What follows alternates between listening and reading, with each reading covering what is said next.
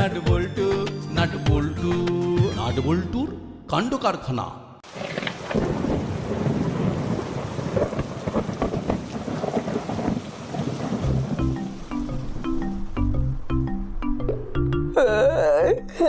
জলটা কপালে পড়লো কোথা থেকে?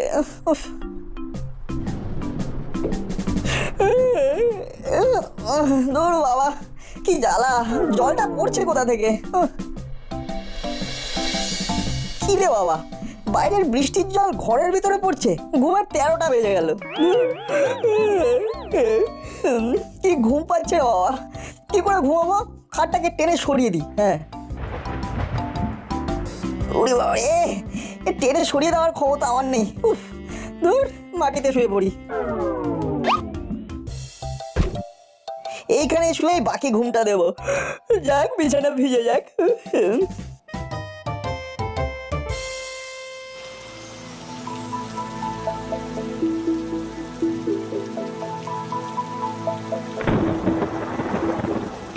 কি নাট মাটিতে শুয়ে কেন? নাট, এই নাট, আরে কি হলো? ঠান্ডা মেঝেতে শুয়ে আছিস কেন? আরে কি হয়েছেটা কি? ঠান্ডা মেঝেতে কেন শুয়ে আছিস? কি করবো বলো, ছাদ থেকে জল পড়ছিল, ঘুমের 14টা বাজিয়ে দিচ্ছিল, তাই বালিশটা মাটিতে শুয়ে পড়লাম। আরে আমাদের ডাকলি না কেন? সারা রাত ঠান্ডা মেঝেতে শুয়ে থাকলি, ঠান্ডা লাগলে কে দেখবে? কি হয়েছে কি? সাত সকালে চিৎকার করছো কেন? তোমার গুণধর সারা রাত ঠান্ডা মেঝেতে শুয়েছিল আর ছাদ থেকে জল পড়ছিল। ছাদ থেকে জল পড়ছে? সে কি?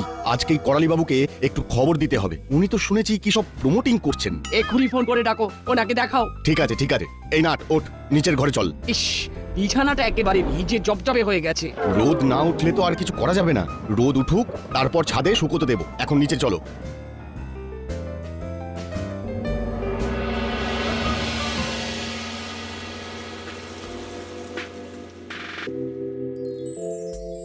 নিন মেসোমশাই, বর্ষার দিন গরম গরম পকোড়া আর কফি।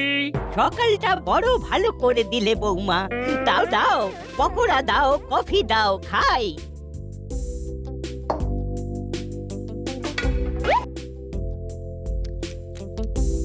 আহা, কি সুন্দর ভেজেছো বৌমা। আমার দাঁত নেই, কিন্তু তাতে কোনো অসুবিধা হলো না। এবার একটা কথা বলুন তো, আমাদের প্রমোটিং এর বিজনেসটা খুব ভালো যাচ্ছে না, একটা কাজও হাতে নেই। একটা ছোটখাটো কাজও যদি পেতাম তাহলে খুব ভালো হতো। এই বর্ষার সিজনটা যাক, হাতে কাজ ঠিক চলে আসবে। বাবা,